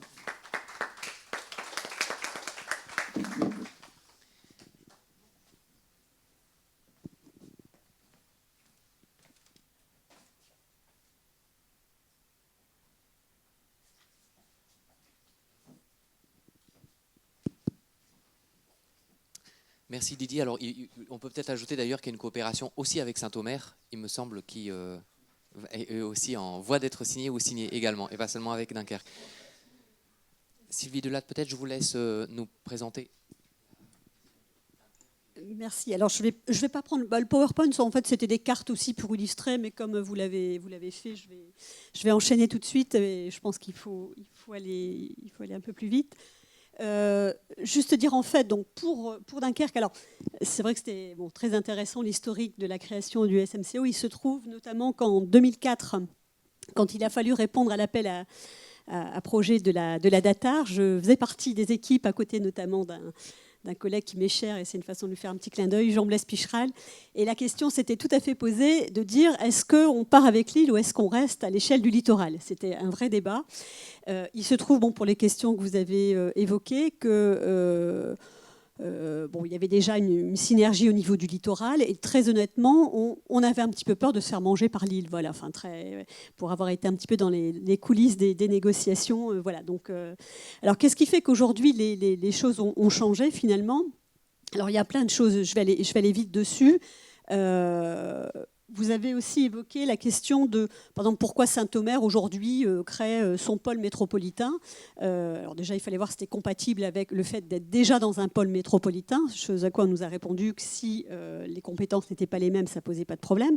Eh bien, moi, je pense, mais c'est une interprétation personnelle, mais il y a la question aussi de l'élargissement de la région et le fait que la région a modifié ses modes de dialogue avec les espaces infrarégionaux, et notamment pour déployer des moyens dans le cadre du volet territorial du contrat de plan. Enfin, je suis peut-être un peu technique. C'est vrai que le fait d'avoir son propre pôle vous permettait de négocier en direct avec la région et sur un volume financier qui vous était propre. Mais c'est qu'une interprétation. Mais là, encore une fois, peut-être pour illustrer que des décisions qui sont prises, que ce soit au niveau national ou régional, peuvent avoir un impact déterminant sur les coopérations et les modalités de ces coopérations entre les territoires. Mais encore une fois, ce n'est qu'une interprétation. Alors, Autre élément qui a changé, donc pourquoi évidemment cette coopération avec Lille, c'est aussi le passage à la métropole, métropole européenne évidemment, qui a un impact important. Et là aussi, je pense que Simon, je ne vais pas parler à ta place, mais dans le dialogue que la métropole doit avoir avec la région, les alliances territoriales peuvent aussi être importantes. Donc, autre élément qui a changé donc, sur Dunkerque, c'est, et là on vient d'achever un travail de prospective qu'on a mené avec Martin Vanier, qui nous disait, voilà, il y a quelques années, Dunkerque était quelque part un système productif autonome, alors certes ouvert sur le monde, mais qui quelque part pouvait s'autosuffire. Voilà. La logique de développement économique du XXIe siècle n'est plus celle-là. Et il est indispensable, même pour le territoire qui est le nôtre, de concevoir des alliances pour lui permettre de rester dans la course. Et donc, je pense que cette ouverture vers la métropole de Lille était pour nous quelque chose de très important et qui a changé un peu cette façon de voir l'intérêt qu'on pouvait en tirer, parce que bon, on ne va pas non plus être qu'altruiste. Il est bien évident que chacun, dans la coopération, va retirer des avantages. Autre forme aussi, autre chose qui a évolué, vous l'avez mentionné, c'est avant on était essentiellement sur des coopérations quelque part institutionnelles, ou très formelles, très encadrées. Bon là on a cité l'exemple du pôle métropolitain. Bon avant c'était le syndicat mixte de la Côte d'Opale. Vous avez évoqué aussi le groupement européen de coopération territoriale, West-Vlaanderen. Effectivement, donc là on voit bien qu'à chaque fois qu'il disait coopération territoriale, disait un outil, un véhicule juridique pour porter ces coopérations. Aujourd'hui, alors on pourrait aussi évoquer le schéma de cohérence territoriale. Aujourd'hui, à travers le SCOT, il y a un rapprochement avec la communauté de communes des Hauts-de-Flandre. Alors là, il y a aussi toujours un contexte politique. Quelquefois, les choses vont plus facilement qu'à d'autres moments. Voilà. Donc, il faut profiter de ces opportunités. Mais le fait de créer à un moment donné, autour d'une démarche, d'un processus, vous avez évoqué le terme, un travail donc partenarial, ça peut mettre de la confiance et ça peut permettre d'aller plus loin. Donc là aussi, à titre anecdotique, illustratif, on va dire, dans le cadre du SCOT, avec la communauté de communes des Hauts-de-Flandre, on a travaillé évidemment sur l'élaboration, c'était la révision du SCOT. Il s'en est suivi, par exemple, une candidature commune au contrat de transition écologique, également dans le cadre de l'appel à projet national sur territoire d'industrie. On y va ensemble. Voilà, donc ça nous permet finalement de mieux nous connaître, de nous faire confiance.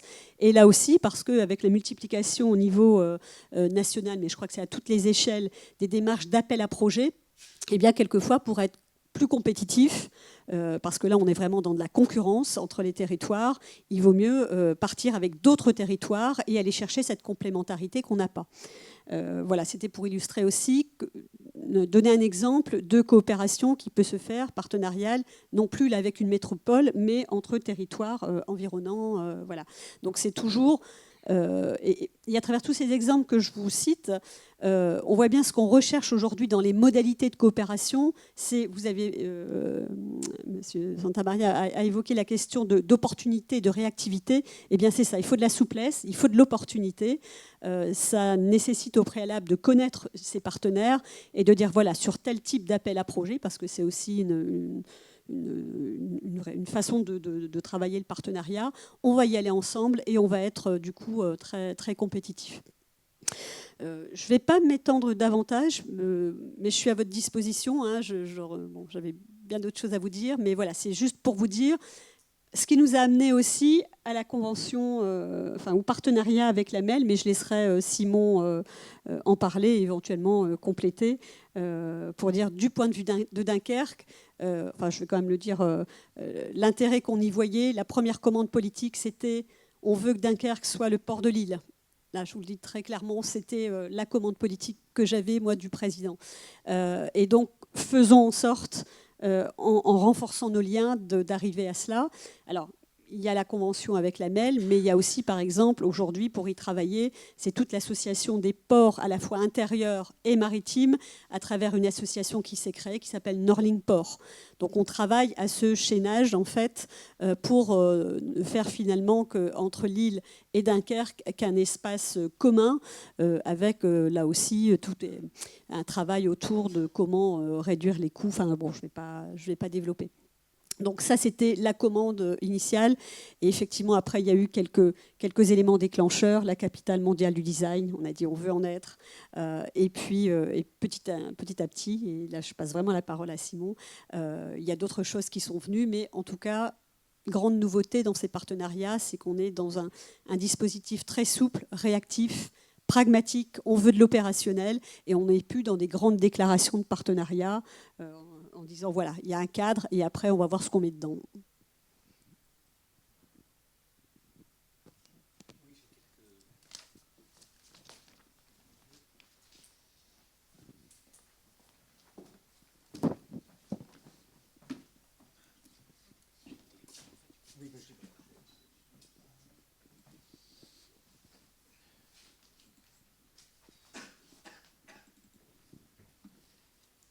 Oui, alors j'enchaîne du coup après les propos de Sylvie sur la façon dont nous, côté métropole, on voit la question des coopérations avec les villes moyennes.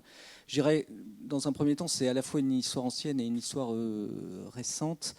L'histoire ancienne, c'est compte tenu de la structuration de la métropole européenne de Lille, on est finalement dans une relation avec ce polycentrisme, dans une relation avec des typologies de villes qui sont très proches, voire dans la métropole, qui s'apparentent à des villes moyennes. Et je voyais dans la liste des villes moyennes, la ville d'Armentières est considérée par le CGT comme une ville moyenne. Or, Armentières est inclus dans la communauté urbaine et aujourd'hui dans la métropole. Donc, je dirais que dans une vision un peu fractale, on est déjà dans une relation interne à la métropole, dans une relation à des villes de taille différente, dont des villes moyennes.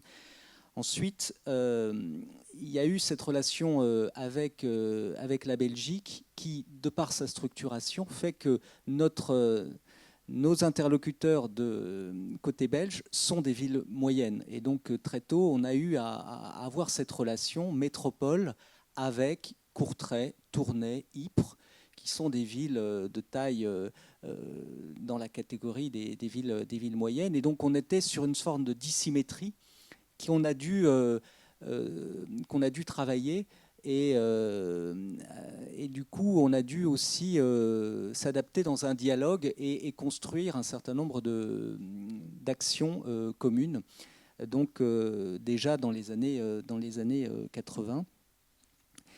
Mais au-delà de ça, ensuite, et là, Didier Paris l'a évoqué, la relation s'est construite, en tout cas, il y a eu un certain nombre de volontés politiques et d'action pour construire une relation avec le bassin minier dans les années 90, avec une volonté de structurer cette relation au travers d'une institution et en réponse à l'appel à projet de la DATAR, donc dans une forme très structurée d'une association aire métropolitaine.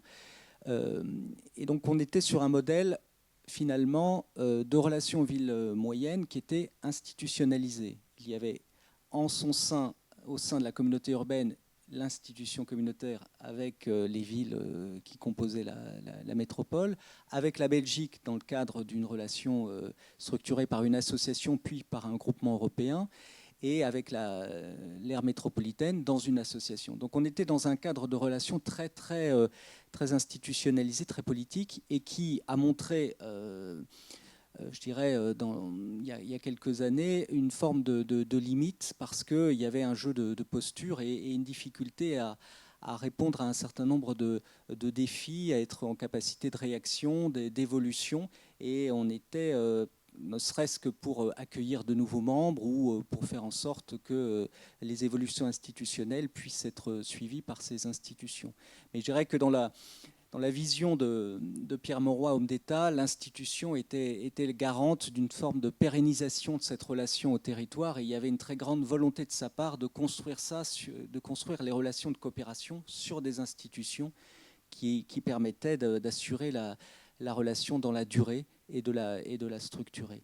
Et aujourd'hui, on est sur un modèle très, très différent qui, et ça a été dit et je ne le répéterai pas, ça a été lié à la fois au passage en métropole, à tout ce chamboulement institutionnel, et qui a aussi porté sur les fusions des régions avec un changement de référentiel, un changement de cadre.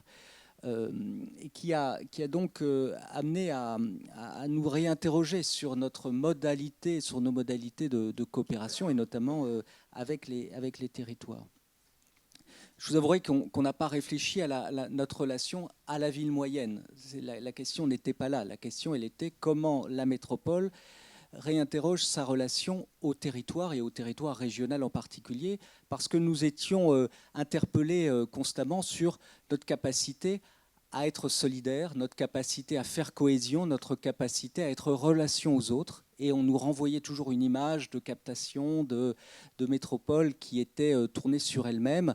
Et l'étude Economics France Stratégie nous a renvoyé en plein cette image de ville qui ne fonctionnait que pour elle-même, au même titre que Toulouse ou Montpellier. Sauf que nous, on était dans un état de richesse qui était moindre. Mais en tout cas, on était face à ce défi, montrer qu'on était en relation et en capacité d'assurer notre rôle de capitale régionale, non pas capitale régionale pour nous-mêmes, mais capitale régionale dans un cadre régional et en relation avec les autres. Et du coup, il a été construit une forme beaucoup plus ouverte, beaucoup plus souple de relation. Il n'y avait pas du coup de modèle institutionnel. On était dans une forme d'ouverture au dialogue et de main tendue au territoire qui souhaitait engager des relations avec la métropole. Et du coup, à partir en 2018, on a posé le cadre dans une stratégie délibérée à la métropole en octobre. Et au cours de l'année 2018, déjà, il y avait des formes de relations qui ont été construites avec le voisinage, avec la PVL, avec Dunkerque en novembre, avec la CAPSO, donc Saint-Omer, en janvier de cette année, et avec Bruxelles, la région de Bruxelles-Capitale en mars. Une relation avec la région de Bruxelles-Capitale qui a été en fait renouvelée, puisqu'elle avait été engagée par Pierre Mauroy dans les années 90, mais elle était en quelque sorte un peu en sommeil, et elle a été renouvelée dans un concept de relation au territoire à différents modèles, donc une relation de proximité, une relation régionale et une relation de métropole à métropole avec Bruxelles. Et avec Dunkerque, c'était finalement l'ouverture maritime de la métropole qui a été le premier vecteur, mais on s'est aperçu en tirant le fil qu'il y avait énormément de choses à faire en commun, et on s'aperçoit dans une relation très, très pragmatique que les sujets sont nombreux, et il y a beaucoup de complémentarité dans les domaines de l'énergie, dans les domaines économiques, dans les domaines aussi de la capacité à construire un certain nombre d'événements ensemble, pour ne citer que ces trois exemples. Sur le foncier, avec Saint-Omer, a priori, et quand on regarde la carte, si j'avance un tout petit peu, je ne sais pas si c'est... Hop. Voilà, donc ça c'est un zoom. Si vous regardez Saint-Omer et si vous regardez Métropole, il n'y a aucune flèche entre les deux. C'est la relation domicile-travail. Néanmoins, on a signé et on s'est accordé. Pourquoi ? Parce que, en fait, il y a d'autres relations que les relations domicile-travail qui sont importantes.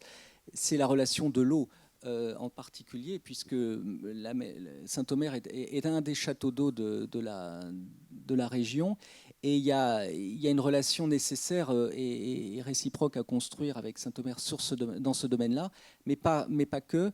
Il y a tout simplement le fait qu'on est dans ce système métropolitain régional, Et il n'y a pas d'exclusive et il n'y a pas de... Donc, toutes les métropoles, de par leur appartenance à ce système ex-Nord-Pas-de-Calais, font système. Et donc, il y a là un intérêt partagé, métropole et territoire, à coopérer. Avec, par exemple, de façon très concrète, et la question de la mobilité, avec un enjeu pour Saint-Omer d'améliorer sa relation à la métropole.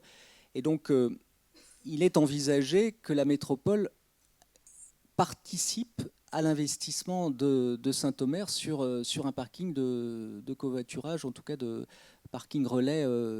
Donc, on ne s'exclut pas de sortir de notre territoire pour investir ensemble pour faciliter la mobilité, éviter la congestion aussi métropolitaine, avec un gagnant-gagnant à la fois pour Saint-Omer d'améliorer sa relation à la métropole et pour nous d'éviter la congestion automobile. Et j'en terminerai par une question qui pour moi fait sens et on y travaille notamment en s'étant appuyé sur la question du métabolisme métropolitain. C'est le fait que le fait de s'ouvrir sur le territoire régional et le fait de construire des relations avec les territoires régionaux nous amène aussi à nous réinterroger sur nos propres politiques métropolitaines. Et quand on les analyse et quand on analyse aussi le métabolisme, mais pas seulement, c'est une autre façon de mettre en œuvre ces politiques métropolitaines. J'ai parlé de la politique de l'eau. En faisant système dans un cadre régional et du coup ne s'attachant pas seulement à couvrir nos 90 communes, mais aussi à s'interroger sur d'où vient cette eau, où elle va, et à construire ce grand cycle de l'eau qui est un cycle régional. Et la métropole est actrice de ce grand cycle de l'eau et peut contribuer à l'améliorer. Mais c'est vrai aussi dans un cadre des mobilités, mais je l'évoquais avec la question des systèmes pendulaires. C'est le cadre aussi de l'eau, mais sous l'angle de la GEMAPI, sous l'angle des bassins hydrographiques, et de ne plus considérer simplement notre territoire circonscrit, mais d'être dans un cadre beaucoup plus large de bassins hydrographiques, avec la vallée de la Marque que l'on partage avec la Pévèle, avec la Deule que l'on partage avec le bassin minier, avec l'ensemble de ces cours d'eau qui du coup nous ramènent à une géographie nouvelle.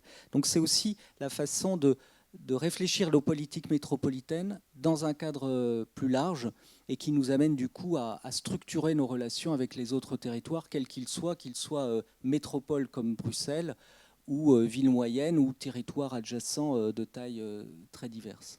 Voilà.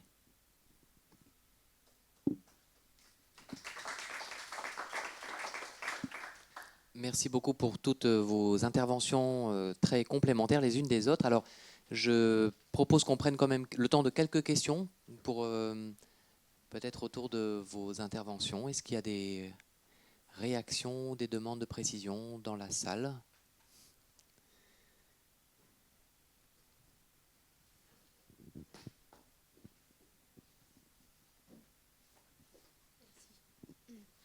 Bonjour, donc Meyer Amandine de l'agence d'urbanisme de Strasbourg. Je me demandais juste si les conventions qui ont été signées entre Lille et Dunkerque, ça correspond en fait au contrat de réciprocité comme on peut avoir sur d'autres métropoles, ou pas du tout.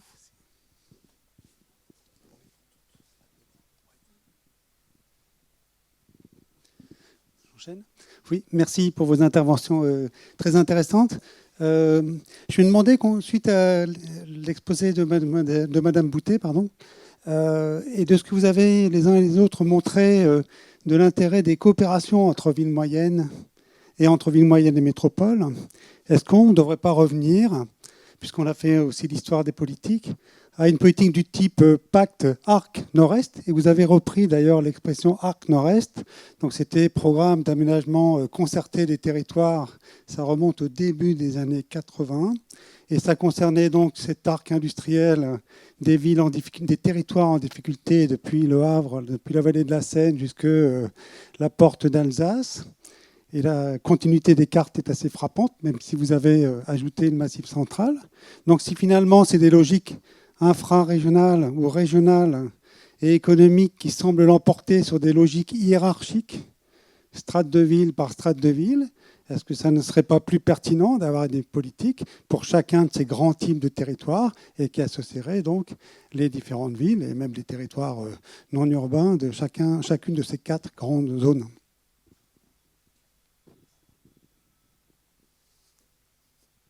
On regroupe les questions. Une courte question. À un moment, vous avez dit que par rapport à la période Mauroy, vous aviez ressenti une forme d'emprisonnement dans la structuration institutionnelle et donc à une coopération plus ouverte. Mais après, cette coopération plus ouverte, est-ce qu'elle dépasse justement les acteurs institutionnels ? C'est-à-dire, est-ce que dans vos nouvelles coopérations, il peut y avoir des acteurs associatifs, des grands opérateurs des transports, des acteurs privés, ou est-ce que c'est des coopérations à la carte, mais quand même entre acteurs institutionnels?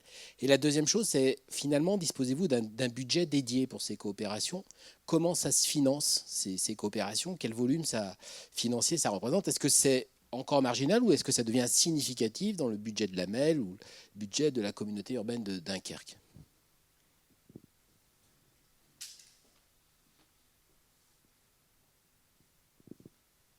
Voilà, 3-4 questions.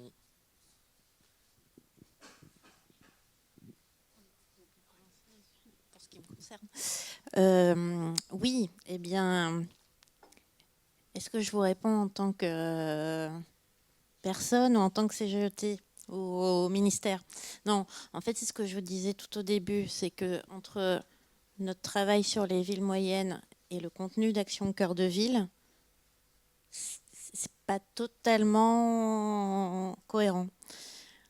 En fait, nous, ce qu'on voulait montrer, c'est ce que je vous ai raconté, et qu'il fallait plus avoir, plutôt qu'une approche, même si on s'intéresse à un type de territoire, en l'occurrence, là, c'est les villes moyennes, il faut toujours replacer l'objet dans une dynamique plus large.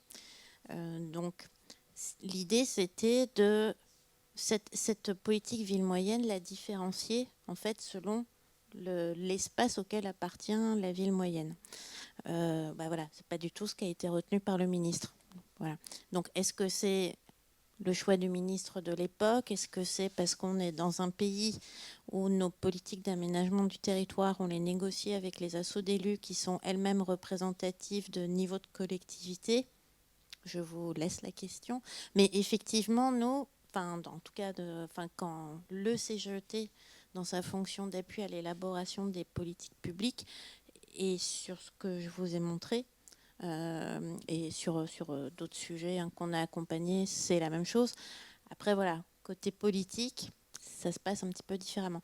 Et ce qui était vraiment important sur le sujet ville moyenne, si on repart sur notre arc nord-est, même s'il est un peu plus élargi, on retombe sur la question des territoires industriels, en fait, derrière. Et nous, ce qu'on défendait aussi, c'est que Action Cœur de Ville, ce qui est devenu Action Cœur de Ville, cette politique en faveur des villes moyennes, elle s'intéresse à l'accompagnement du renouveau du développement économique de ces villes de tradition industrielle qui n'ont pas réussi à rebondir. Et en fait, dans Action Cœur de Ville, on n'est pas du tout là-dessus. L'angle développement économique, c'est le commerce de centre-ville, mais c'est alors là, c'est vraiment un avis personnel, mais j'étais pas la seule à le défendre. Mais c'est pas ça qui recrée du dynamisme économique comme ont pu avoir toutes ces villes-là. Voilà. Mais c'est qu'en fait, niveau ministère, ils avaient une autre politique d'un autre côté qui voulait promouvoir sur le développement économique. Voilà. Entre les études et la réalité de la décision, voilà. Mais sur le fond, je suis plutôt de cet avis. En quelques mots peut-être sur les coûts de la coopération et sur la réciprocité. Alors, on ne s'inscrivait pas dans le cadre des accords de réciprocité. On n'était pas dans l'appel à projet, donc on s'est inscrit dans une dynamique plutôt locale, régionale. Sur les coûts, aujourd'hui, en fait, on n'a pas de budget dédié, mais l'objectif, c'est de faire travailler les budgets thématiques et de les mobiliser dans le sens de la coopération, sachant que, effectivement, on n'est pas sur la création d'une instance et d'une structure, mais davantage dans une relation effectivement à une entité qui permet d'avoir une relation un peu structurée, mais qui est ouverte à un certain nombre d'acteurs autres. Il y a le port, mais aussi, par exemple, dans le cadre de la capitale mondiale du design, toute une série d'acteurs qui, de fait, coopèrent pour donner sens à cette relation. Il y a les Assises nationales de la mer que l'on accueille à Lille en 2021 en lien avec Dunkerque, qui, du coup, mobilise aussi le monde économique. Il y a eu les 39e rencontres de l'AFNO. On est dans une forme de faire vivre une relation non exclusive à deux partenaires uniquement.